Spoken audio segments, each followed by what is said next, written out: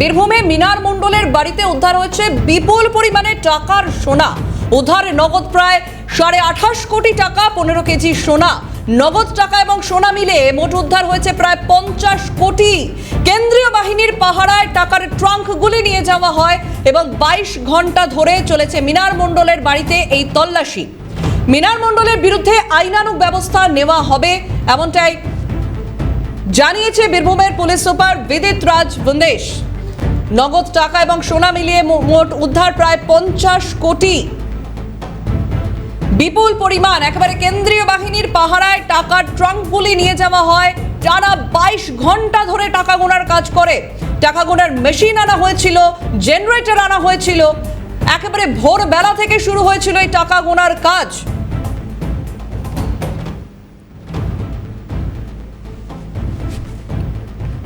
কোটি কোটি টাকা, বীরভূমে নগদ 28.5 কোটি, তার সঙ্গে 15 কেজি সোনা। আমাদের সঙ্গে আজকের আলোচনায় রয়েছেন প্রাক্তন পুলিশ কর্তা গোরা চট্টোপাধ্যায়। আমি সরাসরি আসবো গোরাবাবু, আপনাকে স্বাগত আজকে জিরো আওয়ারের এই প্রোগ্রামে।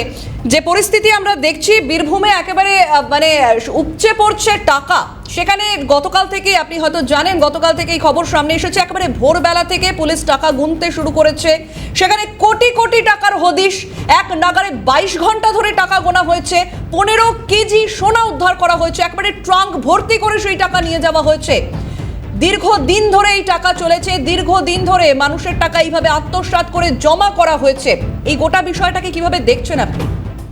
দেখুন, আমাদের পশ্চিমবঙ্গে পূর্বতন সরকার মানে মমতা ব্যানার্জির সরকার যেভাবে চলেছে, এবং আমরা এই যে টাকা উদ্ধার, এটা এখন পশ্চিমবঙ্গবাসীর কাছে জলভাত হয়ে গেছে।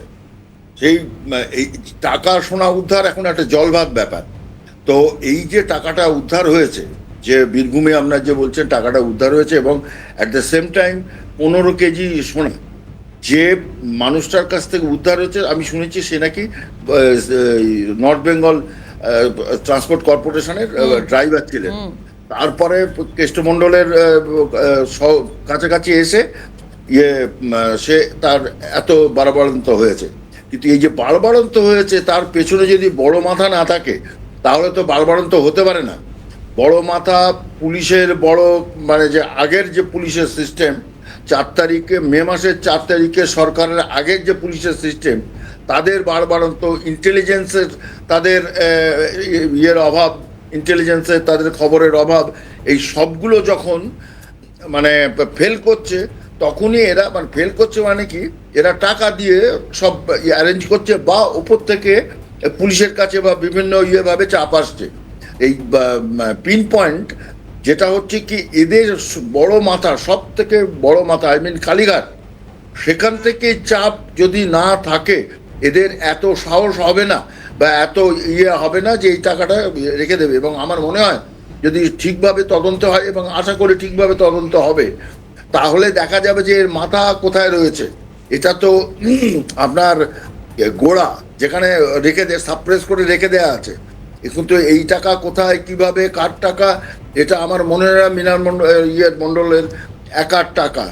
এটার সাথে বহু লোক মানে আমি মিন করছি যে কালীঘাট টালীঘাট সব জায়গায় এরা জড়িত, এবং এর সাথে এরা রেগুলার, এবং অনেক বড় মাথার টাকাও এর মধ্যে বা সোনা হিসেবে কিনে রেখে দিয়েছে, যেটা আজকে পুলিশ ডিসকভার করেছে। এবং তাদের এই যে প্রয়াস, এটা সত্যিই মানে তাদেরকে ধন্যবাদ দেওয়ার কথা। এতদিন পুলিশ যে করেনি, এতদিন পুলিশের যে অ্যাক্টিভিটিস আমরা দেখেছি, আমি নিজে রিটায়ার্ড পুলিশ অফিসার হিসেবে আমার খুব খারাপ লাগতো যে পুলিশের অ্যাক্টিভিটিস তৃণমূলের আমলে এখন যে অ্যাক্টিভিটিস হচ্ছে, সত্যি এখন একদমই গোরাবাবু, তার সত্যি প্রশংসার যোগ্য। আমি একটু আপনাকে সঙ্গে থাকার জন্য অনুরোধ জানাবো, আমি আবারও আসবো আপনার কাছে। মানি মিনার মোহাম্মদ বাজারে উদ্ধার 50 কোটি এবং গ্রেফতার করা হয়েছে মিনার মণ্ডলকে। মিনারকে আনা হলো মোহাম্মদ বাজারে থানায়।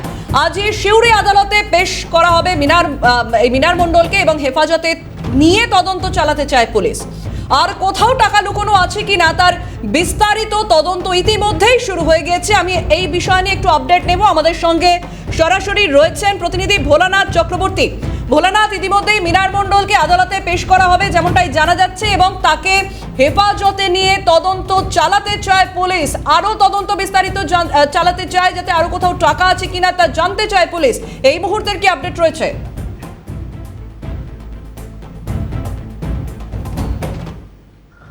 দেখো, ইতিমধ্যে কিন্তু মোহাম্মদবাজার থানা থেকে তাকে কিন্তু মেডিকেল করার জন্য স্থানীয় স্বাস্থ্য কেন্দ্রে নিয়ে যাওয়া হয়েছে, এবং সেখানে মেডিকেল করার পরেই কিন্তু এই সিউড়ি যে আদালত, সেই আদালতে তাকে তোলা হবে। এবং পুলিশ সূত্রে আমরা যেটা জানতে পারছি, এই মিনার মণ্ডলকে কিন্তু তারা নিজেদের হেফাজতে নেবে, এবং নিজেদের হেফাজতে নিয়ে তার যে আত্মীয়রা আছে বা এই যে টুলু মণ্ডলের যেসব ম্যানেজার আছে বা যারা তার সঙ্গে যোগাযোগ রাখতেন, এরকম কিছু লোককে চিহ্নিত করবেন এবং তাদের বাড়িতেই তল্লাশি চালাবে, এরকম সূত্র মারফতে জানা যাচ্ছে।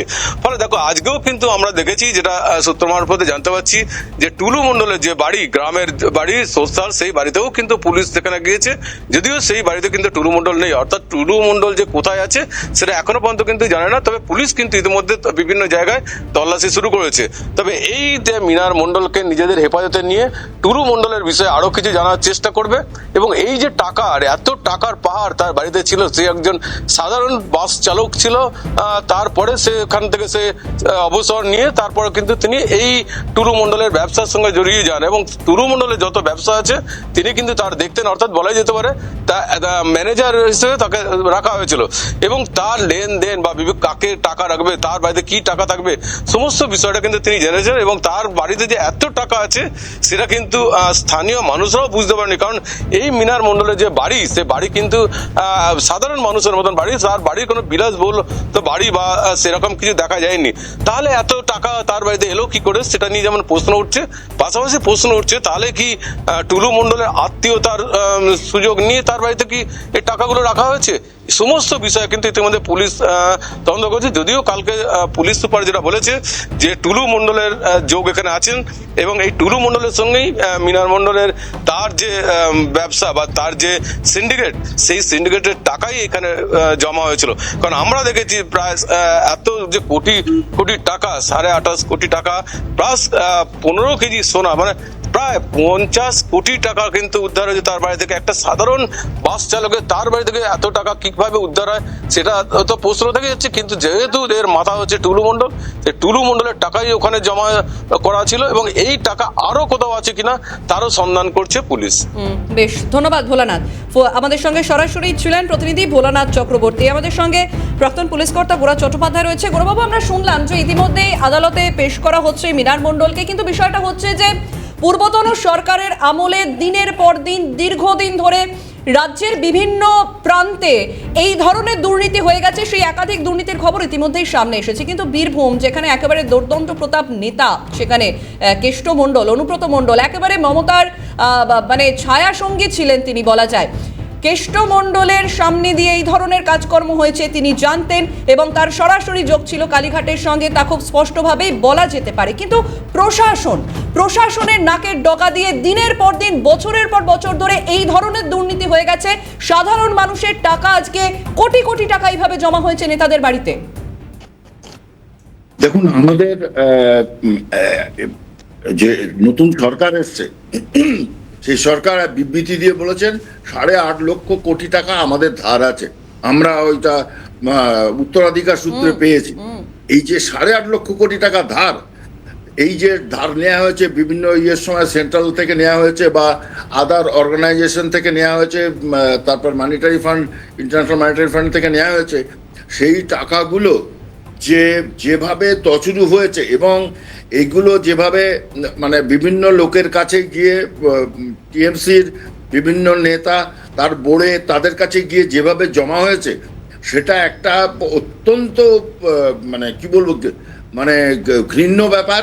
কারণ আমরা এই যে 8.5 লক্ষ কোটি টাকা শুধু আমরা শোধ করতে পারবো না, আমাদের পুত্র পৌত্র তাদেরও টাইম লেগে যাবে এটা শোধ করার জন্য, যদি এই ফার্দার কোনো উল্টোপাল্টা গভর্নমেন্ট না আসে। যদি বিজেপি গভর্নমেন্ট থাকে এবং সেন্ট্রালে বিজেপি গভর্নমেন্ট থাকে, আমরা আশা করব যে 15-20 বছরের মধ্যে এই টাকাটা আমরা শোধ করে দিতে পারবো। কিন্তু এই যে অনাসৃষ্টি, এই যে মানে সরকারি টাকা, এই যে টাকা এসছে নিশ্চয়ই পাথর, কয়লা বা এই ধরনের ইয়ে থেকেই, মানে আপনার ট্যাক্স না দিয়ে সেখানে চুরি করে বিক্রি করে ট্যাক্স আপনাকে সরকারি এবং ট্যাক্স না দিয়ে এই জায়গাতেই গোরাবাবু আমি বলতে পারি, সেখানে কিছুদিন আগেই অনুব্রত মণ্ডলের একটি বক্তব্য সামনে আসে, যে সময় অনুব্রত মণ্ডল মমতা বন্দ্যোপাধ্যায়ের হাত ছাড়লেন এবং ঋতব্রত তৃণমূলে যোগদান করলেন। সেই সময় তিনি স্পষ্ট অভিযোগ তুলছেন যে তিনি যখন সরকারকে রাজস্ব দিতেন, এই যে বালি বা পাথর থেকে যখন রাজস্ব যেত সরকারের কাছে, তখন প্রায় তিনি 3 থেকে 4 কোটি টাকার কাছাকাছি রাজস্ব নাকি দিতেন সরকারকে। কিন্তু সেই জায়গা তার বন্ধ হয়ে যায় এবং সরাসরি তিনি অভিষেক বন্দ্যোপাধ্যায়ের ওপর অভিযোগের আঙুলটা তোলেন।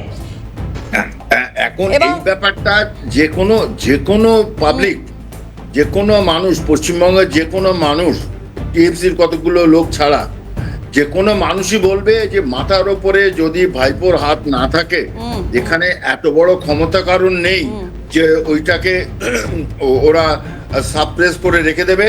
এবং শুধু তাই না, এদের আমি তো জানি যে গরু পাচার টাচার যেসবগুলো হয়েছে তার পুরো আমার সমস্ত এনকোয়ারি বা করা আছে, এবং কিভাবে টাকা যেত, কিভাবে অ্যাম্বুলেন্সে টাকা যেত, কিভাবে পুলিশের গাড়িতে টাকা যেত। একদম গোরাবাবু, এই যে অনুব্রত মণ্ডলের ঠিক এই অভিযোগটা একবার আপনাকে শোনাই। আমি সেদিনকে ঠিক কি বলেছিলেন একবার শুনে নি আমরা, তারপর আসছি। বীরভূমে একটা পাথর আছে জানেন তো, পার ডে 3.5 কোটি টাকা আমি জমা দিতাম রেভিনিউ। সরকার পেত ওই পাথরের জন্য, সেটা হয়ে গেল পার ডে 40 লাখ। আমি জেলে গেলাম কেন? চলুন, জেলে গেলাম কার জন্য গেলাম? অভিষেক ব্যানার্জি। গোরাবাবু, স্পষ্ট শুনলাম আমরা 40 লাখ হয়ে গেল 3.5 কোটি টাকা থেকে, অর্থাৎ অনুব্রত 3.5 কোটি টাকা তিনি দিতেন এবং তারপরে সেটা 40 লাখ টাকা হয়ে গেল, কমে গেল। সে রেভিনিউর কথা বলছেন নাকি, রাজস্ব। অভিষেক বন্দ্যোপাধ্যায়ের জন্য তিনি নাকি জেলে গেলেন, স্পষ্ট বলছেন। সুতরাং অভিষেক বন্দ্যোপাধ্যায়ের এমন দাপট সেখানে ছিল যে তার ওপরে গিয়ে কথা বলার মতো কোনো জায়গা ছিল না। সারা পশ্চিমবঙ্গে অভিষেক, পুলিশ কর্তা থেকে শুরু করে সমস্ত অ্যাডমিনিস্ট্রেশনের ওপরে অভিষেকের কন্ট্রোল ছিল। ও যা বলতো তার এগেনস্টে কেউ বা তাকে বাইপাস করে কেউ কিছু করতে পারতো না। ইভেন কেষ্টমণ্ডল আজকে বলছে যে ও অভিষেকের জন্য এইসব হয়েছে। ও কেষ্টমণ্ডল তো অভিষেকের মেন পার্সন ছিল আপনার বীরভূমে। তো এই যে ব্যাপারটা হয়েছে, each and every matter, West বেঙ্গলে যেসব এইসব কাণ্ড কারখানা হয়েছে তার পেছনে কালীঘাটের মদত যদি না থাকতো তাহলে এই ধরনের ঘটনা ঘটতো না, এবং তাদের প্রত্যক্ষ ইনস্ট্রাকশনে বা প্রত্যক্ষ যোগদানে এই ধরনের ঘটনা ঘটে গেছে। আমাদের ভগবান আমাদেরকে, বাংলাকে বাঁচিয়েছেন যে আমরা ওই সরকার থেকে বেঁচে গেছি, এবং এখন আশা করছি বিজেপির যে সরকার এসছে তারা এই সবগুলো জনসমক্ষে নিয়ে আসবে, এবং যারা যারা এর সাথে যুক্ত আছে, সে কালীঘাট হোক আর যে ঘাটি হোক, তো তাদেরকেও ভেতরে ঢুকিয়ে তাদেরকেও শাস্তির ব্যবস্থা করবে। গৌরবাবু, আপনি কিছুক্ষণ আগে যে কথা বলছিলেন পুলিশের ভূমিকা, কারণ আপনার একটি দীর্ঘ জীবনের অভিজ্ঞতা রয়েছে, আপনি প্রাক্তন পুলিশ কর্তা। সেই জায়গা থেকে একটা সময় পূর্বতন সরকারের আমলে দলদাস বলে একটা ট্যাগ পড়ে গেছিল পুলিশের ওপরে, এবং সরকার যখন বদলালো তারপর আমরা বরাবর শুনে এসেছি পুলিশ চাইলে কি না করতে পারে, কিন্তু সেটা আমরা প্রমাণ পেলাম যখন সরকার বদলালো, যখন মুখ্যমন্ত্রী শুভেন্দু অধিকারী পুরোপুরিভাবে ফ্রি হ্যান্ড দিলেন পুলিশকে। তিনি বললেন প্রশাসন তার নিজের মতো করে বুঝে নেবে। তারপর থেকে আমরা একাধিক দেখলাম পুলিশের পদক্ষেপ। এই বিষয়টা নিয়ে আপনি একজন প্রাক্তন পুলিশ কর্তা হিসেবে কি মনে হয়, কতটা গর্ববোধ হয়? হ্যাঁ, আমার সেটাই বলছি। আমি যখন পুলিশে, আমি 1976-এ পুলিশের সাব ইন্সপেক্টর হিসেবে জয়েন করি, তারপর বিভিন্ন ডিপার্টমেন্ট ঘুরে 2013-তে রিটায়ার করি। তো এইখানে যে ব্যাপারটা হয়েছে, এখানে আমি তো দেখেছি পুলিশের কাণ্ড কারখানা। পুলিশের ওপরে রুলিং গভর্নমেন্ট, তার একটা ইনফ্লুয়েন্স থাকবেই, কারণ অ্যাডমিনিস্ট্রেশন চালাতে গেলে পুলিশ হচ্ছে মেন হাতিয়ার, তাদের কাছেই সমস্ত থাকে। কিন্তু পুলিশকে যেভাবে এই টিএমসি, মমতা ব্যানার্জি, অভিষেক ব্যানার্জি এরা যেভাবে পরিচালিত করেছে এবং যেভাবে এটা নোংরা রাস্তায় নিয়ে গেছে, পুলিশের কিছু করার ইচ্ছে থাকলেও হতো না। কাউকে যদি তার বাড়ি সাউথ 24 পরগনা, তাকে যদি নর্থ বেঙ্গল দিয়ে দিত, তাহলে তার নানা রকম প্রবলেম অ্যারাইজ করতো। বা কেউ হয়তো লোভী পুলিশ অফিসারও ছিল, যারা আইসি ছিল, তাদের থেকে যদি ডিআইবিতে বা এই ধরনের পোস্টিং করে দিত, তাদের তখন ওই তোলা ব্যাপার নানা রকম অসুবিধার মধ্যে পড়তে হতো। তো এই জন্যে পুলিশ তাদেরকে করেনি। শুভেন্দুবাবু আসার পরের থেকে উনি যেভাবে স্টেপগুলো নিচ্ছেন, উনি আগে সরকারেরও ছিলেন এবং উনি জানতেন যে সরকারের ল্যাপসগুলো কোনগুলো ছিল, এবং সে জানতেন বলেই উনি কিন্তু এইগুলো এত কুইক এগুলো ধরে ফেলেছেন এবং তার প্রতিকার করার চেষ্টা করছেন। একেবারেই তাই। গৌরবাবু, আপনাকে সঙ্গে থাকার জন্য অনুরোধ করব, কারণ জিরো আওয়ারে এই মুহূর্তে একটা ছোট বিরতির সময় এসেছে। এই আলোচনা নিশ্চয়ই আমরা এগিয়ে নিয়ে যাব, কিন্তু একটা ছোট্ট বিরতি নেব, সঙ্গে থাকুন। অনুব্রত ঘনিষ্ঠের ডেরা থেকে বেরোলো ট্রাঙ্ক ভর্তি টাকা। বীরভূমের মিনার মণ্ডলের বাড়িতে উদ্ধার হয়েছে বিপুল পরিমাণে টাকা এবং সোনা। নগদ টাকা সোনা মিলে মোট উদ্ধার প্রায় 50 কোটি। ক্ষমতার ছায়ায় গজিয়ে উঠেছিল এক বিশাল দুর্নীতি এবং রাজনৈতিক আশ্রয় গড়ে ওঠা এক গোপন ভান্ডার।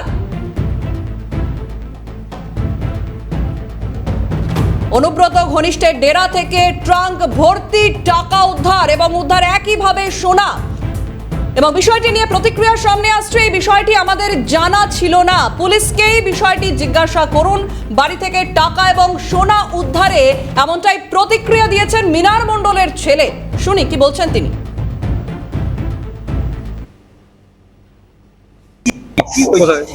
জানা ছিল না, সেটাই তো আপনি জানতেনই না যে এই বিপুল পরিমাণ টাকা রাখা হবে। তাহলে এই আলমারি কারা ব্যবহার করছে? কাদের টাকা? আপনাদের তো টাকা নয়। কাদের টাকা? এই টাকা কাদের? না না, এই টাকাটা পুলিশকে কি জানালে? পুলিশকে জিজ্ঞেস করুন। তাহলে পুলিশকে কি জানিয়েছেন কাদের টাকা কোথা থেকে এলো? এখানে আপনারা কিছুই জানতেন না, পুরোটা। এই বিপুল পরিমাণ টাকা কার? টুলু মণ্ডলের, যার কথা নাম বলতে হচ্ছে, যার কথা আপনার বাবা বলেছেন। পুলিশ জানিয়েছে, গতকাল এসপি জানিয়েছে যে আপনার বাবা বলেছে এই পুরো টাকাটা হচ্ছে টুলু মণ্ডলের। কি বলবেন? বাড়ি সেল করে দেওয়া হয়েছে, যাচ্ছি আত্মীয়ের বাড়ি। স্বামী এ ব্যাপারে কিছুই জানে না।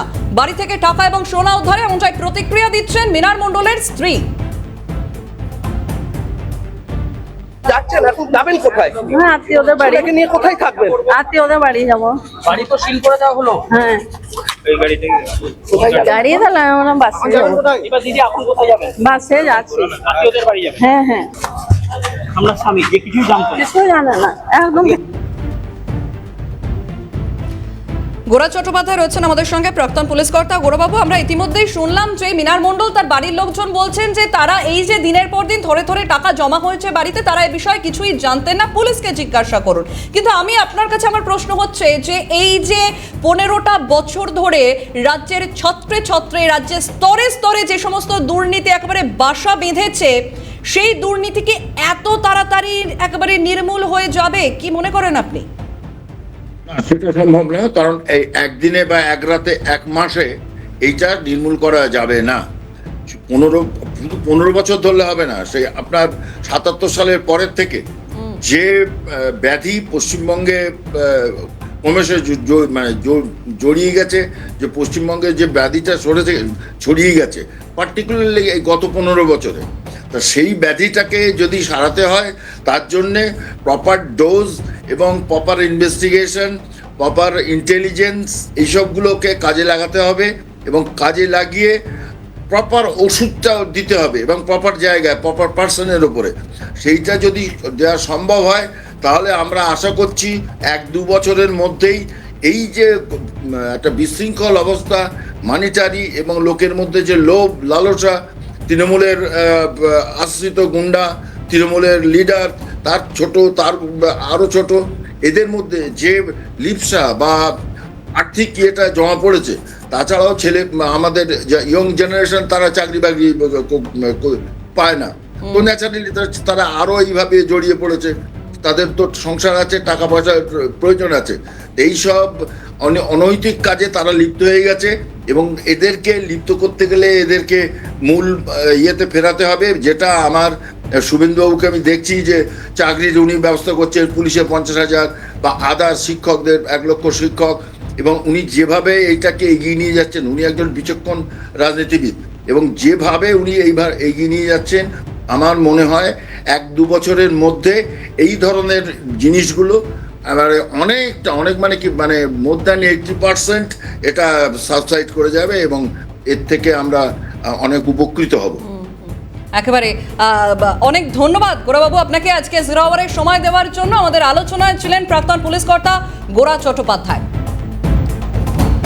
এবং এই গোটা ঘটনা নিয়ে একাধিক রাজনৈতিক প্রতিক্রিয়া উঠে আসছেন। বীরভূম মুর্শিদাবাদে মানুষ দারিদ্রতায় ভোগে, ওখানকার সম্পদ লুট করেছে কিছু মানুষ। খোঁজ খবর শুরু হয়েছে, এবার থেকে একে একে ধরা পড়বে। টাকা উদ্ধার ঘিরে মন্তব্য রাজ্যের মন্ত্রী দিলীপ ঘোষের। তো এরকমই হবে না, 550 কোটি টাকার যদি ওনার বিরুদ্ধে কমপ্লেন থাকে, তাই 100-200 কোটি টাকা তো সেটা হবেই। কীভাবে লুট হচ্ছে, কেন বীরভূম গরিব, কেন মুর্শিদাবাদ গরিব, সারা দেশের দৃষ্টিতে আজকে এগুলো গরিব জেলা। কেন গরিব বোঝা যাচ্ছে, ওখানকার সম্পদকে লুট করছে কিছু লোক, সাধারণ জনতা গরিব আছে। শুরু হয়ে গেছে খোঁজ খবর, বিচার, সময় আরও কিছু বেরোবে এবং তার যোগ্য শাস্তিও সবাই পাবে। যে টাকায় কয়লা খাদান দিয়ে দেওয়া হয়েছিল তৃণমূল কংগ্রেসের আমলে, কিছু লোককে লাগিয়েছিল যারা পশ্চিমবঙ্গের সমস্ত প্রাকৃতিক সম্পদ হরণ করেছে। বড় অংশের টাকা নিজেদের কাছে রেখেছে, বাকি কাটমানি কালীঘাটে। কালীঘাট বা কলকাতার শান্তির বাড়ি, টাকা যেখানেই যাক ব্যবস্থা নেওয়া হবে। প্রতিক্রিয়া রাজ্যের বিজেপির প্রধান মুখপাত্র দেবজিৎ সরকারের। কয়লা খাদান প্রায় দিয়ে দেওয়া হয়েছিল।